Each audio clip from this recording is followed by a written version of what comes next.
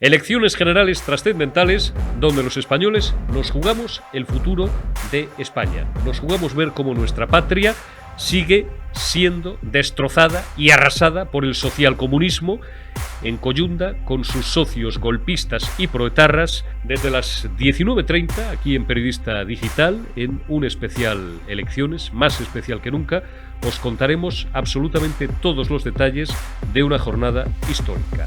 Me acompañará Alfonso Rojo, editor de Periodista Digital y director de Periodista Digital, y Josué Cárdenas. No lo olviden, este domingo a partir de las 7:30 tienen una cita con nosotros. En nuestro canal de Periodista Digital, Sánchez, que te vote, chapote. ¿Qué tal? Muy buenas noches y bienvenidos un día más a la segunda dosis de Periodista Digital en este miércoles día 19 de julio. Seguimos pendientes de las elecciones, como no podía ser de otra manera, y sobre todo hoy, en concreto, del debate A3 que se va a celebrar en apenas unas horas. A las 10 de la noche comienza ese debate A3 en Televisión Española entre el presidente del gobierno, Pedro Sánchez, la candidata de Sumar, Yolanda Díaz, y el candidato de Vox, Santiago Abascal. Un debate al que no ha querido acudir el líder del Partido Popular, Alberto Núñez Feijóo. Hoy ha habido un poco de desconcierto porque había medios que decían que hoy Feijóo había cancelado su agenda y por lo tanto hay quien ha pensado que es que quizá había cambiado de opinión y finalmente decidía acudir a ese debate, pero no era así. Feijóo ha comunicado que le ha entrado lumbago y que por lo tanto ha cancelado su agenda de hoy y ha dicho que intentará llegar al final de campaña porque debe ser que está bastante afectado. Dejando a un lado esto, ayer yo leía comentarios, porque ustedes saben cuál es mi opinión de que Feijóo no vaya al programa.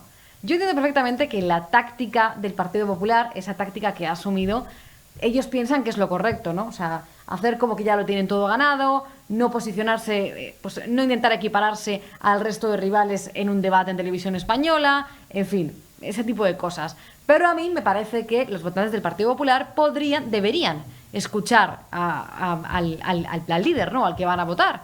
Y también pues valorar un poco qué es lo que le tienen que decir el resto de candidatos. Por decir esto he leído que en algún comentario me llaman sectaria, aquí en este canal. Pero bueno, lo cierto es que yo creo que dar una opinión, que en este caso es la mía, y que yo estoy segura de que muchos de ustedes comparten, me parece que sectario no tiene nada. Pero bueno, dicho esto, la cuestión es que esta noche va a tener lugar ese debate. Un debate en el que previsiblemente salga más beneficiado sea el líder de Vox, Santiago Abascal. Porque todo apunta a que puede ser un 2 contra 1, porque ustedes saben que Sánchez y Yolanda Díaz pues, se apoyan mutuamente porque quieren formar esa coalición, aunque no les va a dar ni de broma, para poder volver a reeditar un Frankenstein. Veremos qué es lo que ocurre en ese debate. Vamos a hablar en detalle sobre ello con nuestros invitados. Ha estado con nosotros Josué Cárdenas y hemos estado hablando un buen rato con él, analizando todo lo que pueda pasar en ese debate, así como la estrategia electoral que está siguiendo, por ejemplo, en este caso, el Partido Popular. Hablamos también con Alfredo Perdiguero de seguridad y del balance de criminalidad, un balance que desde el Ministerio de Interior siguen sin compartir, siguen sin actualizar y ofrecer esa información a la ciudadanía y a los medios de comunicación. Y también estaremos con Alejandro Entrambas-Aguas, hablando de los últimos artículos que ha publicado en el debate. Antes de todo eso, vamos con el repaso del director de Periodista Digital, Alfonso Rojo. El PSOE, además de una vergüenza como partido y el padrino político de etarras y golpistas, es una gigantesca empresa de colocación. Y en vísperas del 23J, viendo que la cosa se les pone color de hormiga y sospechando que decenas de miles se quedarán sin chupetín, andan los socialistas de los nervios. A la portavoz se le ha congelado la sonrisa. Sánchez da la espantada en Bruselas y cambia una comparecencia con líderes de 2 continentes por un par de mítines en provincias a ver si el tipo pilla a algún votante despistado. La teñida Yolanda sustituye el maquillaje por las puñaladas. Los separatistas catalanes y vascos, intuyendo que a su rehén en la Moncloa le pueden quedar 3 telediarios, hacen sonar tambores de vuelta al monte. Y El País, el periódico oficial del sanchismo, se inventa un artículo con unas falsas declaraciones de von der Leyen contra Feijóo. Tienen mal perder estos rojillos y si se cumplen los pronósticos, la gente acude a votar y este domingo damos a la coalición Frankenstein el revolcón que merece. Ya les adelanto que en septiembre, ahí a la vuelta de la esquina, tendremos jaleo en las calles. En cualquier caso, y parafraseando al romano Julio César, cuando lleguemos a ese río, cruzaremos ese puente. Ahora, lo que me tiene atónito es que el Frente Popular haya sacado de la tumba a Zapatero. Anda el expresidente, con el que empezó a joderse todo en España, dando más mítines que Sánchez, y habrá quien vea en semejante ajetreo un acto de pundonor, de defensa del puño y la rosa. Pero no se equivoquen. ZP ha debido pensar que salvar a Sánchez es la mejor manera de salvarse a sí mismo y, sobre todo, de preservar los pingües negocios que tiene con los chavistas y otros torturadores de Allende los Mares. Y le está echando, la verdad es, tanta caradura como ingenio a la tarea. Su discurso en San Sebastián, que no creo que pronunciase bajo los efectos de alguna sustancia extraña, eso no lo creo, es de los que merecen ser estudiados en cuarto milenio. De la Montserga recojo una frase: el universo es infinito y no cabe en nuestra cabeza. Pertenecemos a una especie excepcional que no hay en ningún otro sitio. Acojonante. Zapatero nos revela a todos los españoles en un mitin del PSOE que el infinito es el infinito y el hombre solo existe en la Tierra. Traduciendo, un tonto es un tonto y uno como usted, señor Zapatero, solo cabe en la coalición Frankenstein. Y seguimos hablando de más cosas. Tenemos ya con nosotros al otro lado de la línea a Alfredo Perdiguero. Hola Alfredo, ¿qué tal? ¿Cómo estás? Hola Rebeca, buenas tardes. Un día más, encantado de coincidir contigo. Muchísimas gracias por estar un día más con nosotros. Tenemos que seguir hablando de asuntos que afectan a los policías, ¿no? Y en concreto a un anuncio que al parecer ha hecho el gobierno cuando apenas faltan, 5 días para que se celebren las elecciones generales. Ahora dicho, ahora sí que promete una jubilación digna para los agentes, ¿no? ¿Qué es lo que ha pasado exactamente, Alfredo? Mira, han favorecido la jubilación anticipada para policías locales y policías autonómicas. Llevamos meses reclamando una jubilación en igualdad de condiciones que los cuerpos de seguridad autonómicos. La respuesta ha sido sistemáticamente no. Ahora se descuelgan con este anuncio electoral en el cual, ya con mis años de antigüedad en el cuerpo, yo hasta que no veo una cosa escrita y firmada no me la creo, Rebeca. Por tanto, dudo mucho de ella. Pero es que voy a ir más para atrás. Sabes que el señor Marlaska, ministro de Interior, nuestro jefe supremo, dijo que había sido el gobierno que más nos había subido el sueldo a los policías y guardias civiles. Es mentira. Es mentira porque únicamente han contemplado el acuerdo que firmamos con el Partido Popular y los 2 años que quedaban de la falsa equiparación, pero sí del aumento salarial, simplemente ha hecho cumplir ese contrato. Y lo que no ha cumplido ha sido el punto que había en el cual se contrataría una consultora para ver la diferencia que quedaba por cumplir o cubrir entre Policía Nacional, Guardia Civil y autonómicas. Los 2 informes que han hecho esas auditoras no le han venido bien a Interior y por tanto los ha desechado y seguimos igual que estábamos. También es verdad que mintieron en el sentido de que en la oposición dijeron que iban a darnos una equiparación salarial, que iban a votar a favor de la iniciativa legislativa popular presentada por Jusapol en el Congreso, y hemos visto cómo hace un año y poco en el Congreso Podemos y el Partido Socialista votaron en contra de debatir en el Congreso esa iniciativa legislativa popular. Por tanto, Rebeca, yo es una cosa más de este gobierno. Estamos ahora, evidentemente, en campaña electoral y todos son promesas, pero después de ver los hechos que ha habido, después de ver que en 5 años no nos han querido entender, después de ver que durante 5 años nos han tenido de lado y no han querido contemplar que mismo trabajo, mismo sueldo con policías autonómicas. Por tanto, yo un día más a esa propuesta que tú acabas de comentar no me la creo, no me valen promesas y lo que me valen son hechos. Y aquí no ha habido nada firmado, nada autorizado y por tanto nada contemplado con este gobierno en estos 5 años, y lo que no ha hecho en 5 años quieren hacerlo ahora en 5 días. Además, sabemos perfectamente que este gobierno pues le encanta prometer cosas, sobre todo cuando se acercan las elecciones, para después no cumplir absolutamente nada. Así que sería un caso más de esas mentiras de Sánchez que, bueno, él llama cambios de opinión, ¿no, Alfredo? Estamos pendientes también de un tema, un asunto preocupante, una noticia que ha llegado desde Puerto Banús, Marbella. Allí, al parecer, ha habido un tiroteo. ¿Qué es lo que se sabe por ahora? Cierto, Rebeca, pero además con cierta preocupación policial, porque ya no llevaban armas pistolas, por decirlo así más fácilmente, sino que llevaban fusiles de asalto. Llevaban un subfusil, una UCI, que es capaz de disparar 600 disparos por minuto, con lo cual no es cualquier cosa. Han disparado contra un establecimiento, un restaurante, yo creo que para asustar, intimidar o un segunda intención que no sabemos contra el propietario de este restaurante. Pero hay que reconocer que toda la zona de Puerto Banús, de Marbella, está con una alta preocupación policial, ya que es el centro de, voy a decirlo, de Europa, de distribución o de control, perdón, de la droga en Europa. Es decir, es el centro neurálgico del crimen organizado en Europa y que, por tanto, aquí parece que, no sé si es por falta de efectivos, no sé si es porque no saben cómo, de qué manera hacerlo, pero desde luego campan a sus anchas y vemos la escena que tú dices. Además, fíjate, para más Inri, el individuo en cuestión que se ve en el vídeo, en el cual sale con el subfusil después de haber disparado en el centro comercial, el restaurante, le recogen en un X3, se marcha, ese coche aparece en un paraje un poco más alejado de Puerto Banús posteriormente, que produce un incendio forestal que tienen que intervenir los bomberos para apagar ese coche.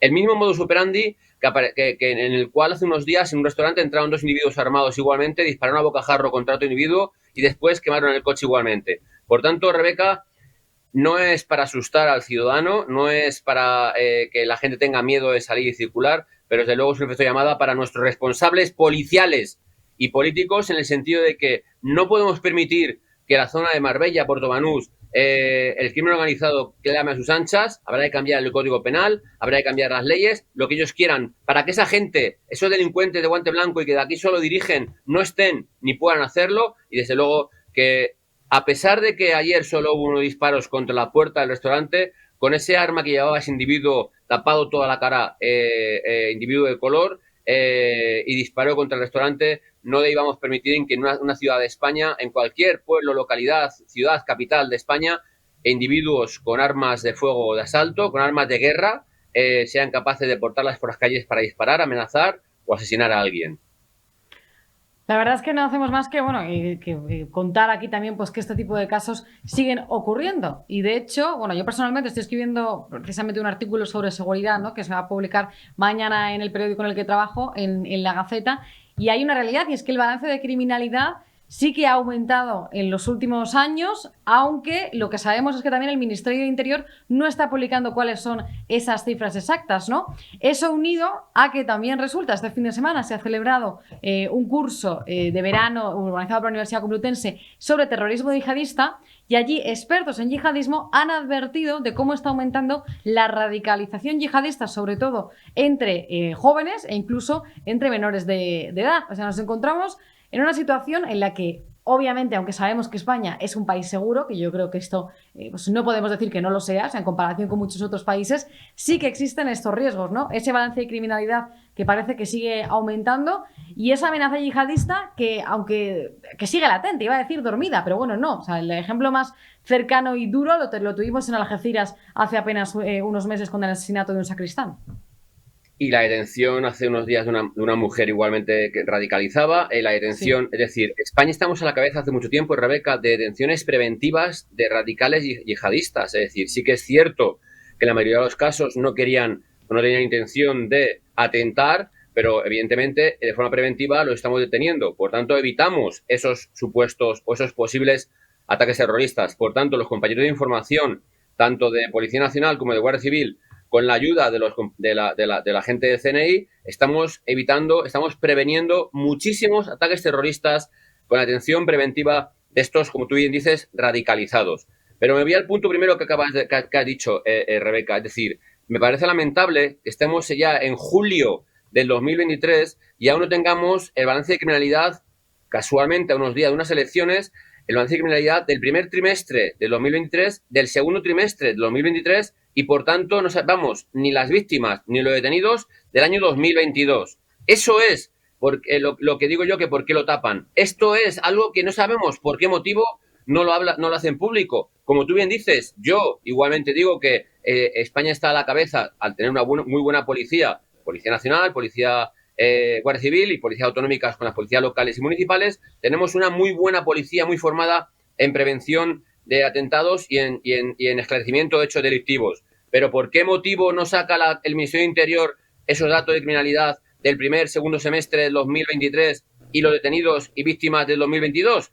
Habrá que decirlo. Al igual que pararon, Rebeca, los beneficiados por la ley de solo sí es sí y los liberados violadores y pederastas por la ley del solo sí es sí, que pararon antes de las elecciones municipales y autonómicas, igual es que esas cifras no le interesan, esas cifras no demuestran el trabajo que realizamos y a lo mejor demuestran que hay demasiado para lo que es España, que se ha incrementado con respecto al año pasado y que, como tú bien dices, como tú has dicho, el incremento delincuencial es sistemático. Es decir, en lugar de reducir, en lugar de bajar, en lugar de reducir a la delincuencia, a pesar del esfuerzo, siguen incrementándose algunos delitos. Te hablo agresiones sexuales en manada, agresiones sexuales a mujeres, robos con fuerza o robos con violencia. Es decir, son cosas puntuales que nosotros defendemos, que nosotros queremos evitar, pero que demuestra que a lo mejor no hacen una buena gestión de los medios policiales, que a lo mejor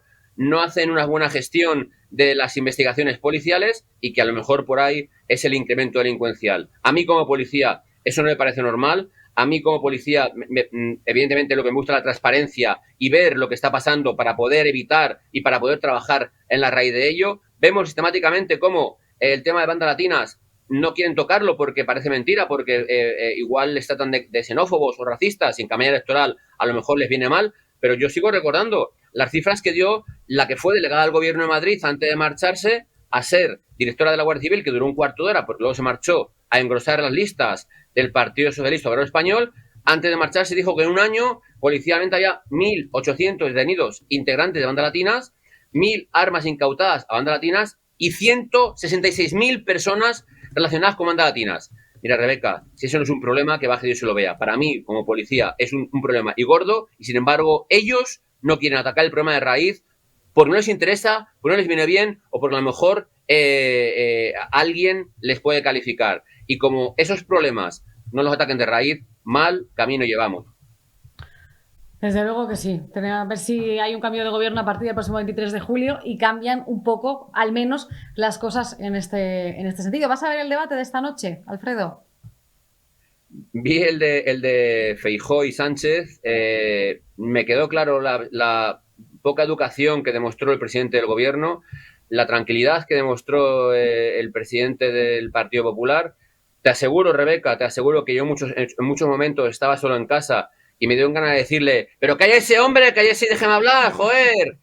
Me lo evité porque evidentemente yo no estaba ahí, pero bueno, son talantes, son formas de ser y evidentemente no somos cada cual somos como somos. Vi otro día el debate en la televisión española, en la primera, en la cual Iván les puso datos y dato mata relato, Iván Espinosa Los Monteros, en el cual evidentemente dijeron las cosas como son. Ahí siguieron diciendo lo suyo, los indepes y ellos mismos venden burras a pesetas, voy a decirlo así para cortarlo, y por tanto yo creo que estoy un poco saturado ya de debates, Rebeca, y no creo que haga por verlo.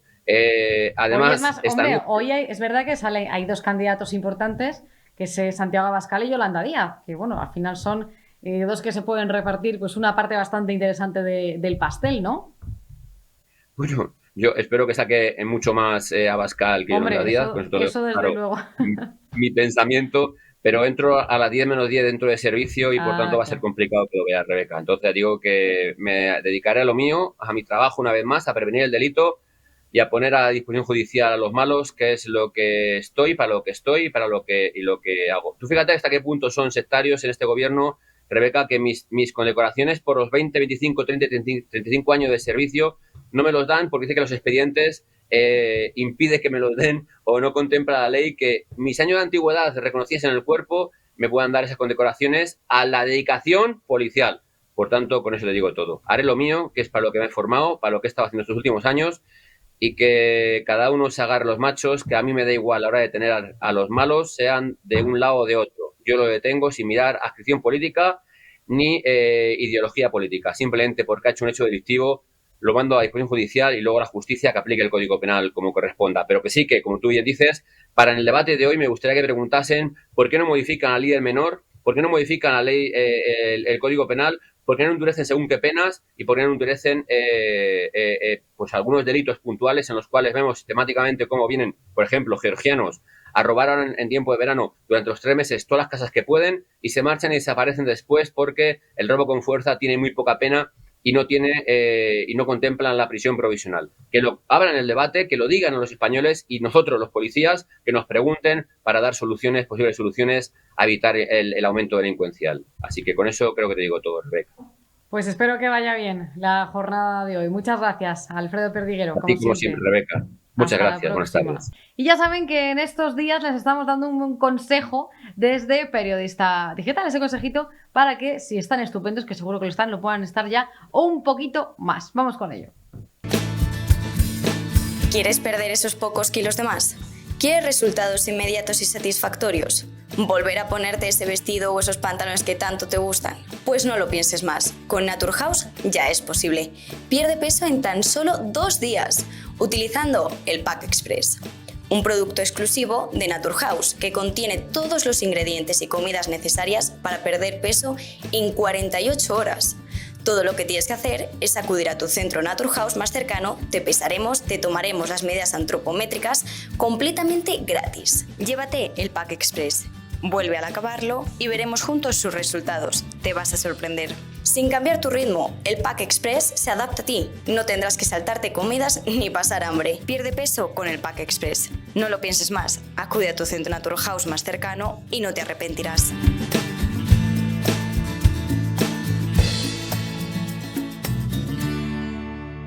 Seguimos con más cosas. Mi compañero David González ha estado hablando con el periodista Alejandro Entrambasaguas, periodista del Debate, sobre una información muy interesante que ha publicado durante estos días en ese periódico. En concreto, que tienen que ver con algunas ayudas un tanto sospechosas que han dado desde el gobierno de Sánchez, al marido de la ministra portavoz del gobierno, Isabel Rodríguez. Alejandro Entrambasaguas, nos da todos los detalles.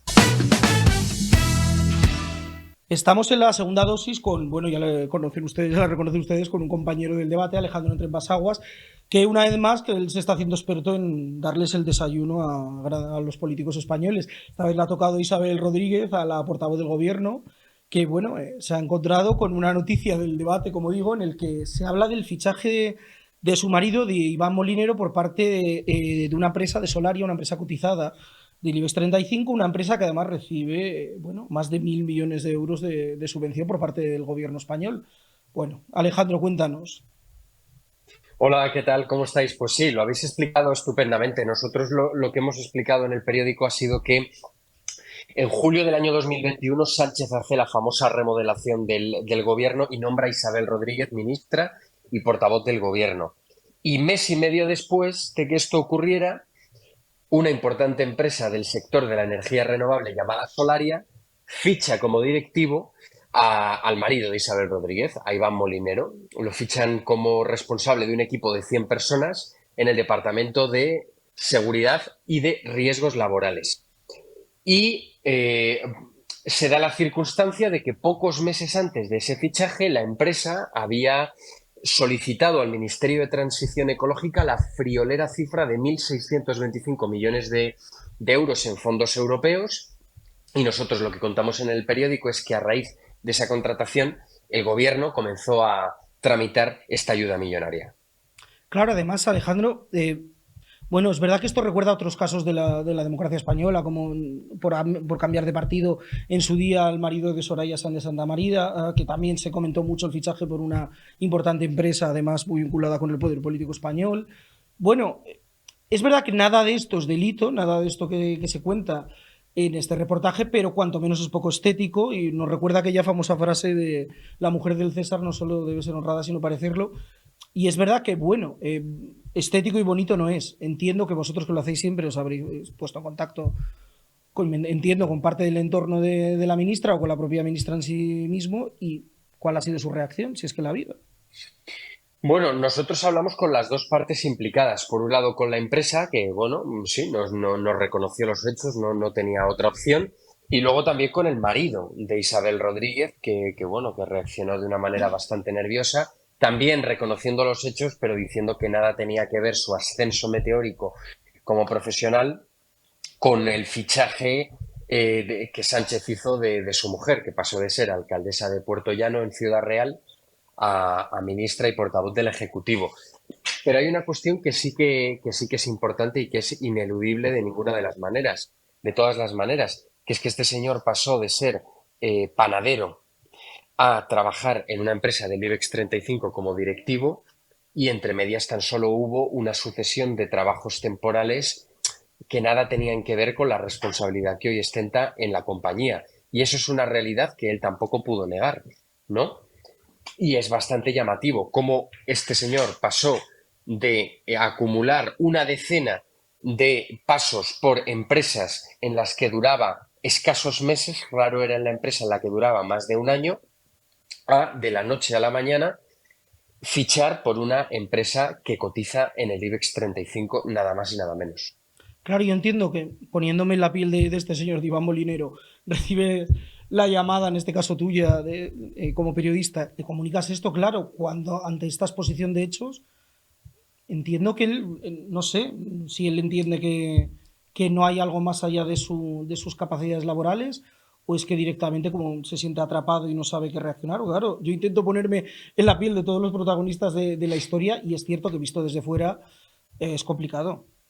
Sí que es cierto que el marido de la ministra portavoz le llamó mucho la atención el momento en el que nosotros nos pusimos en contacto con él. Él lo que alegó en todo momento es que la empresa en la que trabajaba nada tenía que ver con el sector público y desconocía o hizo como que desconocía que su empresa, justo antes de que le contrataran, había solicitado una ayuda de 1.625 millones de euros. Pero hay una realidad que no pudo negar, que es su ascenso meteórico profesional, que eso está ahí, eso es un hecho absolutamente tangible. Además, Alejandro, también están las fechas que cantan. Son 51 días después del nombramiento de Isabel Rodríguez como ministra y además portavoz del gobierno, nada más y nada menos, uno de los puestos más visibles del Ejecutivo. 51 días después, Iván Molinero es contratado por esta empresa, por Solaria. Hablábamos de la otra parte de la empresa. Evidentemente, Iván Molinero puede saber o no lo de la subvención, vamos a darle el beneficio de la duda, evidentemente, pero evidentemente desde el lado de la empresa saben si tienen una subvención del Estado, y en este caso, ¿cuál fue su reacción cuando os ponéis en contacto con ellos? Lo que no nos pudo negar la empresa fue el documento que nosotros publicamos, que era un documento de la Comisión Nacional del Mercado de Valores, donde la empresa trasladaba a este organismo que había solicitado esta ayuda al gobierno, ¿no? Una ayuda que proviene de los fondos europeos, es decir, el dinero, los fondos económicos que Europa envió a España supuestamente para recuperarnos del golpe económico que nos dio la pandemia. A partir de ahí, lo que hizo la empresa fue decirnos que no, que ellos no habían solicitado esta ayuda al gobierno y que por lo tanto no estaban a la espera de la ayuda, que simplemente ellos lo que habían mostrado al gobierno era su deseo de recibir esta ayuda. Hombre, yo creo que esto es cuanto menos un argumento cómico, por no decir ridículo, porque tú no mandas una carta a la Comisión Nacional del Mercado de Valores como si fuera la carta de los Reyes Magos. Deseo que el gobierno me conceda 1.625 millones de euros. Estamos hablando de una cantidad altísima, de una cantidad con la que esta empresa pretendía subvencionar el 40% de una inversión muy importante que iba a hacer. Y, hombre, si se puede ahorrar 1.625 millones de euros porque se los da el gobierno, pues mejor que tenerlos que pagar de su bolsillo, ¿no? Caray, además es que, como dices, hablamos de cantidades de un peso importante, el 40% de una operación, de una inversión importante para una empresa cotizada. Es verdad que, visto desde fuera, cuesta muchísimo pues creer, como bien dices, que alguien se pone en contacto con la Comisión Nacional del Mercado de Valores un poco, pues en fin, como yo le escribo a mi prima, la del pueblo, pero bueno. En fin, esta ha sido su reacción. Además, en el texto aportáis una información que yo particularmente desconocía, que era que este señor Iván Molinero, además, no, lejos de ser solo el marido de Isabel Rodríguez, también estaba vinculado al Partido Socialista, en concreto en Castilla-La Mancha. Fue en 2008, hace 15 años, ¿no? Sí, y en su día surgió, bueno, protagonizó muchísimas polémicas porque él tuvo cargos orgánicos dentro del PSOE de Castilla-La Mancha, concretamente de las juventudes del partido, y creo recordar que fue justo antes de que María Dolores de Cospedal fuera nombrada presidenta de la comunidad autónoma en el año 2011. Él ejercía un poco como de correveidile del partido, ¿no? Que había que desacreditar a algún dirigente del PP repartiendo panfletos. Pues él era el primero el que se iba a la calle y se ponía a repartir este tipo de panfletos. En sus redes sociales, si se hace un análisis breve de aquellos años, uno se da fácilmente cuenta cómo tenía entre ceja y ceja a María Dolores de Cospedal, a quien insultó abiertamente en reiteradas ocasiones, llamándola mentirosa, que tenía poca vergüenza, y a la que públicamente le dedicaba una canción que se llamaba El Drogas, ¿no? En fin, cuestiones un poco sucias en política, pero desgraciadamente vemos que en política vale casi todo. No nos consta en estos momentos que siga formando parte del Partido Socialista, al menos de manera pública, pero bueno, lo que es cierto es que él siempre ha figurado en el partido, pero a un nivel, como he dicho antes, de fontanería, ¿no? De manera externa, de asesor, aunque sí que es cierto que en el momento en el que ostentó este cargo orgánico, pues era militante del PSOE. Alejandro, siempre que hablamos contigo de alguno de estos temas, siempre nos dices, estar atentos que va a haber segunda parte. En este caso, ¿va a haber segunda parte de las andanzas del marido de la ministra Rodríguez? ¿O ya tienes entre ceja y ceja otro político o política? Porque vamos, vas a acabar con el arco parlamentario, como sigas así. Bueno, pues no sabría qué responderte. Lo que sí que te puedo decir es que el asunto es de una envergadura brutal y lo mismo no hay segunda parte, hay tercera, cuarta y quinta. Caray. Pero bueno, tenemos que seguir investigando porque, como decimos, no es moco de pavo la cantidad que el Ministerio de Transición Ecológica está tramitando para concederle a la empresa, y sobre todo, si a raíz de lo que ocurra este domingo en las elecciones generales hay cambio o no de gobierno, vamos a ver qué pasa. Porque yo creo que es un movimiento clave, no solo para esta compañía, para ver si recibe esta cantidad tan alta, sino veremos por la propia supervivencia del marido de Isabel Rodríguez dentro de la compañía. Porque lo mismo vemos que el PSOE deja de gobernar en España y él sale de la compañía casualmente. Que entonces estéticamente también sería terrible para la empresa si eso se produce. Hombre, y por lo menos sería bastante evidente que su paso dentro de la compañía pues solo tenía un motivo, que era que su mujer era ministra del gobierno. Pues bueno, ya sabemos que dice el refranero castellano, por la peana se adora al santo. Alejandro Trembasaguas, muchísimas gracias como siempre por estar con nosotros. Muchísimas gracias a vosotros, es un placer.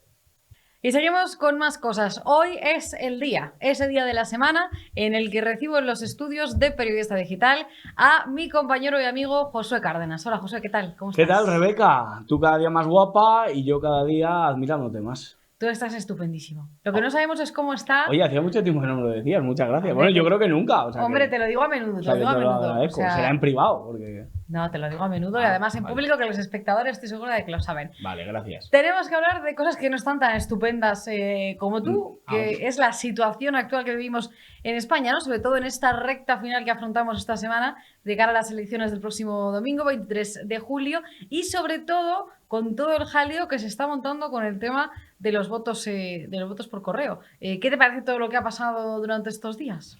Bueno, yo que soy una persona que está en contra del voto por correo, yo creo que... ¿Tú directamente en contra? Sí, yo estoy en contra porque creo que la presencialidad del voto, la votación tiene un aspecto litúrgico, no tiene un aspecto de tener que ir ese día, porque, oye, se le da un valor, ¿no? A la fiesta de la democracia, a la que cada día, pues, no entiendo menos, porque en este caso, ya que se valida el voto por correo, ya que es legal absolutamente, pues yo creo que quitarle ese derecho a muchos españoles, como se le está quitando, porque al final, este tipo de retrasos, este tipo de piedras en el camino, esta manera de torpedear, no deja de ser un intento para que la gente no vote, para que la gente pues se lo piense, o para que la gente no vaya, o para que, bueno, pues los votantes de una determinada ideología no puedan ejercer su derecho.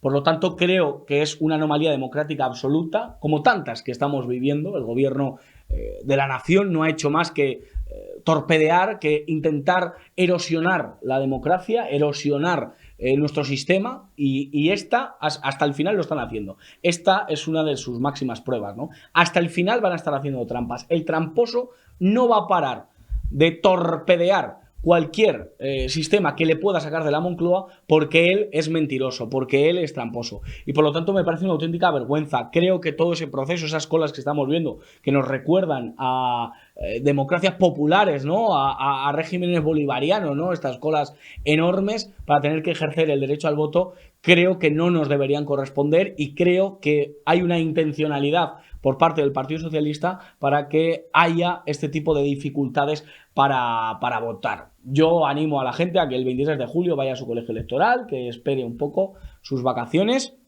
Aunque es verdad que, claro, como este Sánchez ha cogido y se ha saltado por los aires el derecho a vacaciones que tiene todo trabajador y todo español, pues claro, pues esto es lo que sucede. Por lo tanto, me parece una gran anomalía, me parece un retroceso absoluto, me parece que es muy reaccionario por parte de Sánchez utilizar estas prácticas y estas praxis que al final se engloban en el intento, y lo voy a decir, intento de pucherazo como forma de intentar hacer política, ¿no? Que desde 2020 hemos estado viendo cómo diferentes democracias lo han estado practicando, como es el caso de Estados Unidos, y que ahora el Partido Socialista en concreto lo va a seguir intentando hasta el final. Y además venimos de lo que pasó en las elecciones autonómicas, que hubo casos de fraude en ese voto por correo. Pero bueno, nosotros vamos a ir presencialmente a votar. Yo también comparto esa tradición, ¿no? A mí, de hecho, me gusta muchísimo ir a votar al colegio electoral, me gusta todo lo que implica, ¿no? El acto de ir, buscar la mesa, meter el sobre en la urna. Hay cierta ceremonia, ¿no? En el hecho de votar. A mí me gusta. Y nosotros vamos a ir presencialmente, porque yo también voy a ir, tú también vas a ir presencialmente. No votamos en el mismo colegio, ¿no? No votamos en el mismo colegio. No vivimos en la misma casa. Hay que desmentirlo. Una vez desmentido esto, ¿tienes ya claro tu voto para el domingo? Sí. Yo tengo claro mi voto. Mi voto va a ser en conciencia. Yo creo que están cometiendo errores aquellos que están intentando apelar al voto por cuestiones tácticas, por cuestión de qué le quita a uno o qué le aporta al otro, o si votando a este el otro va a perder no sé qué. Yo creo que eso es una tontería. Nadie vota matemáticamente. Hay que votar convencido. Hay que votar con 3 zonas del cuerpo: con la mente, con el corazón y con el bolsillo. Yo creo que estos son los 3 factores para que alguien vaya a votar a la urna. Hay alguno que vota con la entrepierna, pero no, eso hay que intentar evitarlo. Tiene que haber esas 3 zonas: mente, corazón y bolsillo. Y yo creo que en consecuencia tenemos que votar al verdadero voto útil. No el voto útil que nos venden, no aquel que no va a cambiar absolutamente nada, que lo que va es a perpetuar lo que estamos viviendo, la decadencia a la que nos aproximamos y en la que estamos sumidos. Yo no quiero, lo comenté en una de las burbujas, todo aquello que no quiero. Yo no quiero lo que estamos viviendo, yo no quiero resignarme. Creo que es la campaña de la resignación. Muchos de nuestros políticos nos están diciendo, no, es que esto es así y lo que vamos a intentar es barnizarlo de alguna manera. Oiga, no, yo me opongo y me voy a poner frontalmente a resignarme. Creo que otra España es mejor, puede haber una España diferente, pero para eso hay que tener valentía y voluntad política. En los 2 partidos, lo tengo que decir, me voy a mojar, en los 2 partidos del bipartidismo no las veo. Uno es el mal absoluto. Creo que el PSOE encarna todos los males, todas las perversiones que un político puede conllevar y puede tener en su seno, y por lo tanto el Partido Popular es el espejo de alguna manera, y solo quiere mantenerse como espejo de toda esa maldad que encarna el PSOE en sí mismo. Por lo tanto, creo que hay que ir a votar otra cosa. Yo lo digo desde aquí. Creo que PP y PSOE nos van a llevar hacia el abismo al que creo que debemos renunciar. En la misma dirección, desde luego, sí que parece. Y sobre todo hay que intentar no votar superficialmente. De verdad, yo estoy cansado de las frases manidas, de las frases hechas que nuestros políticos utilizan. Creo que hay que oponerse a ello. Creo que hay que votar con profundidad. Creo que hay que ir a la raíz de los problemas. Estoy cansado de los parches. Realmente hay que afrontar los debates españoles con gallardía y con valentía. Sin embargo, es verdad que yo creo que en esto estamos nosotros totalmente de acuerdo, y la mayoría de presentadores, ¿no?, y trabajadores de esta casa, por lo menos yo creo que también el director de Periodista Digital, Alfonso Rojo, es algo que comparte, en el sentido de que nosotros buscamos precisamente eso, ¿no? Me ha gustado mucho el verbo que has utilizado, no resignarnos, ¿no? O sea, queremos un cambio real, ¿no? Un cambio, pues no sé si radical, pero hay cosas que se evidentemente hay que cambiar radicalmente, y hay muchas cosas que hay que modificar, ¿no? Desde luego que no sigamos en la misma dirección. Sin embargo, nos hemos encontrado durante toda esta campaña políticas, ¿no? O llamamientos a políticas de Estado, ¿no? Al consenso, a esa moderación que estamos escuchando constantemente, ese consenso. Y la pregunta es, ahí es donde nos quieren llevar sobre todo los dos grandes partidos, ¿no? El Partido Popular y el PSOE. Insisten en esas políticas de Estado, sobre todo el Partido Popular, que los últimos días ha insistido muchísimo en eso. Ellos están en eso. ¿En qué crees que están, en qué está la ciudadanía? Porque yo muchas veces te digo, y creo que nosotros somos una rara avis, los espectadores de este programa también, porque me consta que la mayoría de ellos también pues, piensan parecido a nosotros. Pero es verdad que cuando sales a lo mejor del círculo periodístico, ¿no?, o de los medios de comunicación en los que nosotros trabajamos, nos encontramos con periodistas y con personas que sí que compran ese discurso, ¿no?, el del consenso, el pacto de Estado, la moderación. Entonces esto hace dudar bastante de qué pueda ocurrir el próximo domingo, ¿no? Que, por cierto, tú y yo nos mantenemos en la trinchera mediática. Hombre, decir, eso desde luego. Los espectadores lo saben. Yo creo que son conscientes. Somos un pequeño porcentaje, somos una mota de polvo dentro de un mundo periodístico que está en ese consenso. Sí, por supuesto. Que está en el dictado absoluto de la uniformidad y de la unanimidad de un mismo discurso. Decía Antonio Trevijano, que el consenso es absolutamente antidemocrático. Y estoy de acuerdo. Una misma opinión, un mismo discurso, un mismo mensaje, unas mismas ideas, es decir, la unanimidad, la totalidad del pensamiento único, nos lleva de verdad a acabar derrotados. ¿Por qué? Porque dentro de ese esquema, dentro de ese enfoque totalmente unánime, aquellos que nos oponemos, aquellos que decimos, pero bueno, este miedo que se nos está infundiendo con el cambio climático, ¿es real? ¿O realmente es gestión o es consecuencia de unos intereses? Porque a lo mejor es esto. Los que estamos a favor de la vida y creemos que el aborto es una atrocidad absoluta, ¿esos no estamos representados dentro de ese consenso?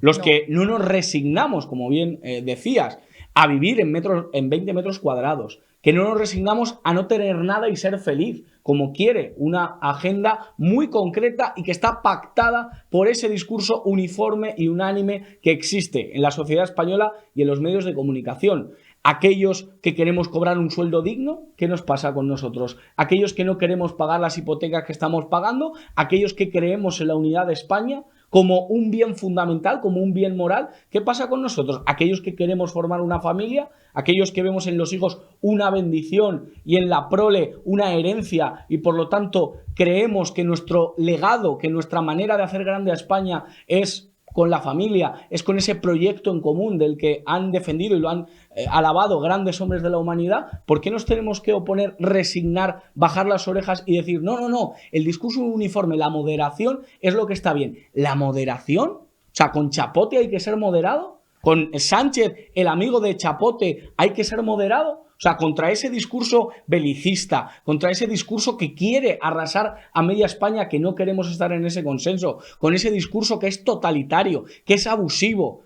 que nos quiere encarcelar, como aparece en el programa de Yolanda Díaz a los periodistas, que nos salimos de ese consenso antidemocrático. ¿Eso qué pasa con nosotros? Que nos tenemos que resignar, que tenemos que bajar las orejas, que tenemos que ir llorando por las esquinas, que nos deben doler los riñones. No. Nosotros levantamos la cabeza bien alta y decimos, no, San se acabó, es mi santo favorito. San se acabó de no poder discutir, de no poder discrepar de los grandes consensos que hay, de no poner una sola coma. Yo tengo derecho a poner comas. Sin embargo, es verdad que la estrategia que, por ejemplo, ha asumido el Partido Popular durante estas semanas ha sido esa. De hecho, lo último que hemos visto ha sido el despliegue de una lona con la bandera LGTBI en la que simplemente pues aparece queremos llegar a todos, ¿no? Algo así que es el lema, y la palabra fijo. Lo curioso es que en esa lona A mí que desplieguen una hora con la bandera LGTBI no me sorprende, pero lo curioso es que han desaparecido las siglas del Partido Popular, también de Salona. Y entonces parece que ya Feijóo está asumiendo un poco también la estrategia que hacía en Galicia, ¿no? Que era venderse él mismo como político, ¿no? Más allá de una formación. Sí. Personalismo total. Sí, Feijóo es una persona que vende, lo vimos en el anterior debate, el de la semana pasada. Es una persona que ese tono, no tanto la gente está atenta a lo que dice, sino ese tono con el que dice las cosas, pues gusta a mucha ciudadanía. Pero lo he comentado en este programa. Feijóo va a meter mano a los grandes temas que nos afectan a los españoles. Feijóo va a encarar y asumir que tiene que dar la vuelta al calcetín de España, que tiene que dar un giro de 180 grados, no de 360, como decía su compañera Cuca Gamarra, porque para eso es volver otra vez a lo mismo. ¿Asume esto Feijóo? ¿Feijóo está en esto? ¿O en qué está Feijóo? ¿En a ver si sube en sus trackings, que dicen los cursis, partidistas un 1% o un medio punto? En eso está Feijóo y por eso ahora quiere votos de podemitas, quiere votos de... Yo apelo a querer un voto nacional y un voto que, digamos, evite las ideologías y sea un voto de ideas, un voto que proponga y que españoles que vengan de la izquierda o que vengan de la derecha puedan asumir una agenda y una lista que vaya en contra de la soberanía de Bruselas y que asuma que en España necesitamos soberanía. Porque yo lo que le quiero preguntar a Feijóo es si está dispuesto a ser valiente para, si tiene que decirle a la Unión Europea algo que vaya en contra de los intereses de los españoles, él tenga la capacidad política y la voluntad política de decir no, de decir basta. Si Feijóo no tiene esa valentía, de verdad, será la misma cantinela. De momento no lo parece, será la misma porque nosotros también yo le he preguntado en el programa a varios integrantes del Partido Popular durante estos días que qué es lo que iban a hacer, por ejemplo, pues, con esas autopistas, con los peajes, ¿no? Que nos quieren cobrar a partir de 2024, esos peajes de los que han culpado a Sánchez, pero de los que no han dicho que vayan a hacer algo para paralizarlos, ¿no? Simplemente dicen que es una imposición de Bruselas, que esto va a ocurrir en 2024, pero no se atreven a meter en campaña si se van a oponer frontalmente a que esto ocurra, como muchas otras cosas que vienen impuestas. Rebeca, te lo digo de corazón, sería Bruselas. una malísima noticia que el Partido Popular sacara un resultado muy cercano a la mayoría absoluta. Sería una noticia nefasta para España. Porque sería validar... Nos sentiríamos más raros aún. Sí, no, porque... más en la trinchera. Porque, claro, sería validar el discurso de unas personas que están a la moderación, que están a asumir muy poquitos. Además, que yo lo he comentado esto en alguna vez también en el programa. Es curioso esto de la moderación, ¿no? Porque luego, si echamos la vista atrás, hay una realidad que los medios de comunicación ahora están ocultando.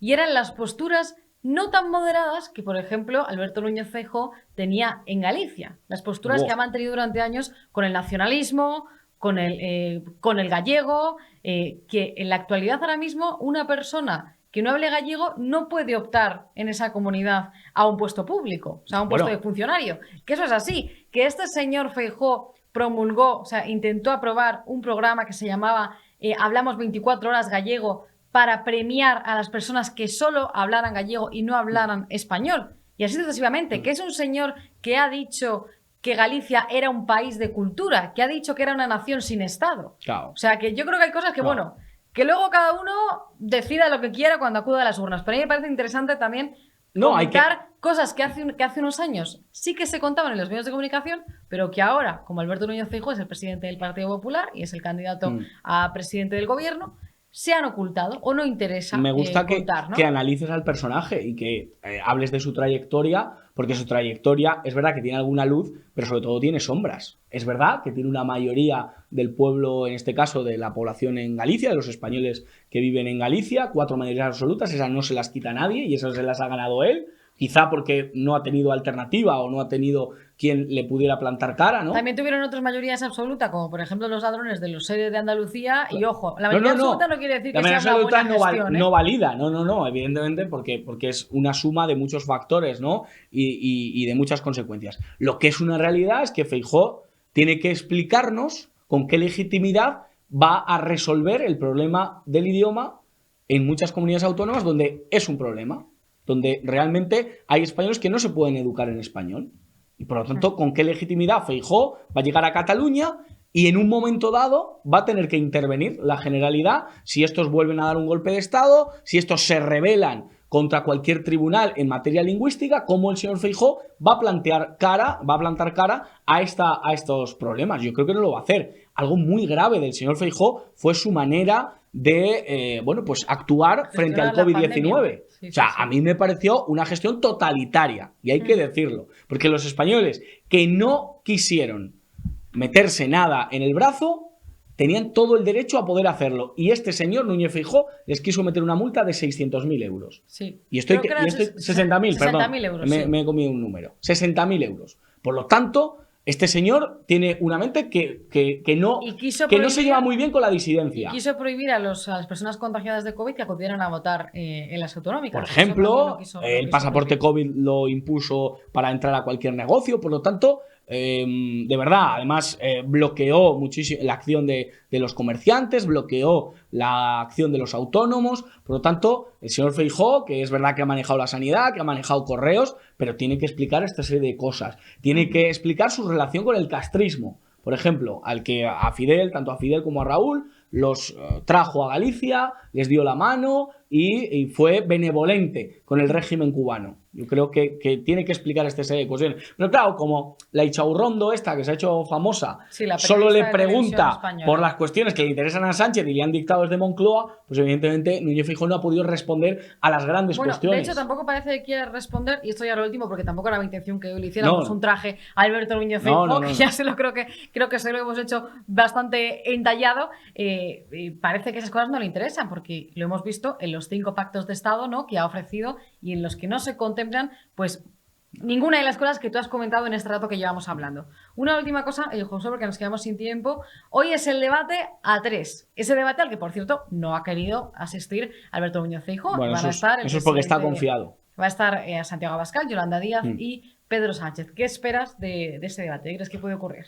Bueno, es la gran oportunidad de Santiago Abascal para mostrar su discurso sin manipulaciones, sin cortapisas, sin ningún tipo de corta y pega periodístico que creo que están siendo burdos y que están dejando a la altura del betún a la profesión. O sea, yo creo que al tercer partido de España se le está maltratando como nunca. Fíjate una única cosa, y ahora te dejo hablar porque justo has dicho esa manipulación, ¿no? Y precisamente veíamos esta semana que Santiago Abascal ha estado en los desayunos de Europa Press, y una declaración que han sacado la mayoría de los medios de comunicación de esa intervención de Abascal en este desayuno es que si gobernaba Vox, si entraba Vox en el gobierno, las tensiones en Cataluña se iban a disparar.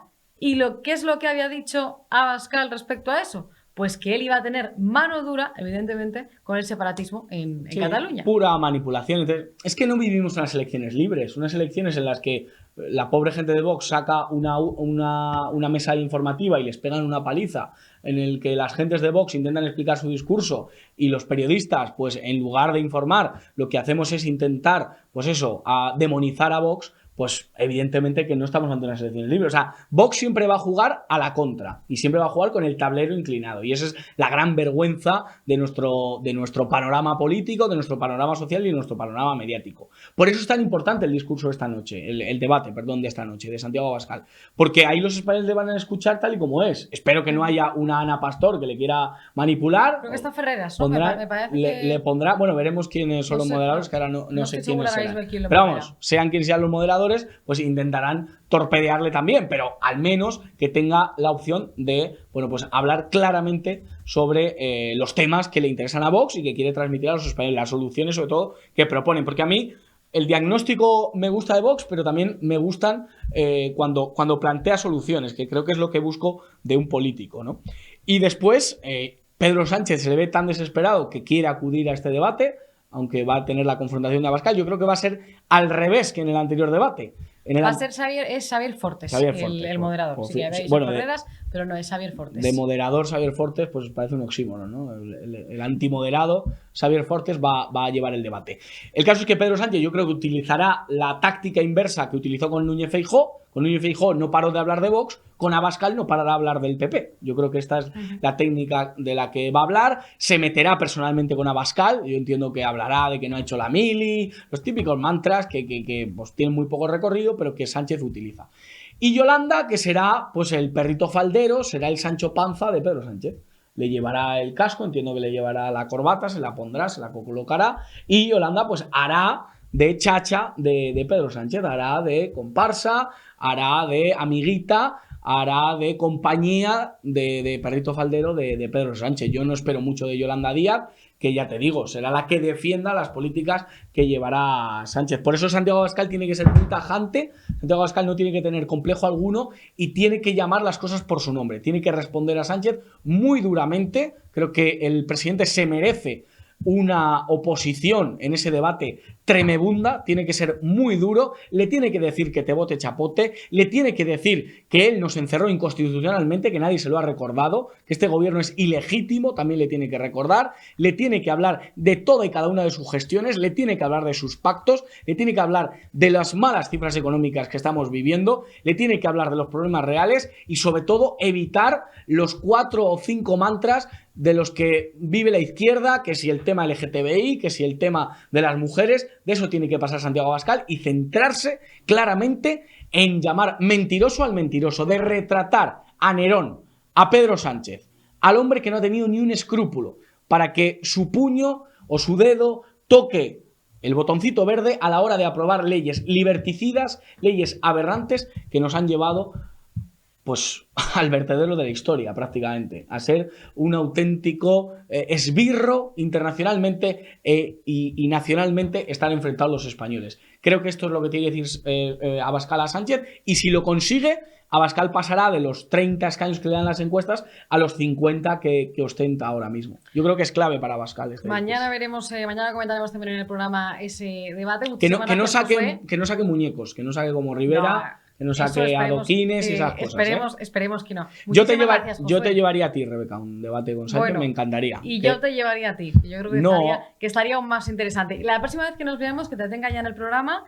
sabremos qué es lo que ha ocurrido en las elecciones. Aunque bueno, el domingo habrá un programa especial aquí en Periodista Digital de elecciones. Muy especial, porque bueno, pues igual que el día 28 hicimos un buen programa con Eurico Campano, con todas las... A ver si puedes entrar en esta ocasión. Conectar, sí. Será especial, pero ya saben, a partir de las 7:30, conectados, Periodista Digital. Fuimos el medio cabecera en esas elecciones del 28 de mayo. Lo seremos también en el 23 de julio. ¿Por qué? Porque tenemos el mejor equipo técnico que se puede tener, o sea, vamos a estar conectados con todos los mapas electorales, con todos los resultados. Omar y Marta van a estar a pleno pulmón, y después, pues bueno, pues un equipo que sale aquí delante de la cámara, Eurico Campano manejando como un maestro, y analistas de primera. Ya iremos dando nombres, pero analistas de primera para analizar el derrumbe de Sánchez, porque yo creo que ya tenemos titular. Derrumbe de Sánchez, descalabro de Sánchez. Veremos a ver quién suma, quién es capaz de sumar para derrocar al mentiroso, al sátrapa de la Moncloa. Veremos qué pasa. Muchísimas gracias, Josué Cárdenas. Gracias, guapísima. Hasta la próxima. Gracias, Rebeca.